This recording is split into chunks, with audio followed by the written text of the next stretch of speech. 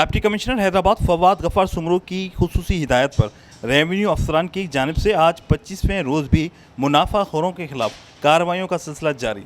Assistant commissioner Latifabad Mohammad Iqbal ऐवान ने मुख्तियार खान माजिद सिपियों के हमरा मुख्तलिफ मार्केट्स का दौरा किया और वहाँ सरकारी कीमतों की खिलाफ वर्जी पर 2 ताजिरों से 6,000 रुपये जुर्माना वसूल किया गया। तालका सिटी हैदराबाद में मुख्तियार खान अली शेर ने मुख्तलिफ मार्केट्स का दौरा किया और मुकर्ररा कीमतों की खिलाफ वर्जी पर 8 दुकानदारों से 20,000 रुपये जुर्माना वसूल किया। इसी तरह तालका कासिमाबाद के असिस्टेंट कमिश्नर गदा हुसैन सुमरो ने मुख्तियार खान अल्ताफ़ कुरैशी को हमरा कार्रवाई करते हुए मैक्स बचत और चेज़अप माल से 3 लाख रुपए जुर्माना वसूल किया, जबकि तालका दही में मुख्तियार खान जोहेब मेमन ने कार्रवाई करते हुए 3 दुकानदारों को वार्निंग दी। कैमरामैन उमर हयात के साथ इमरान शाह लकियारी, धूम न्यूज़ 24/7 हैदराबाद।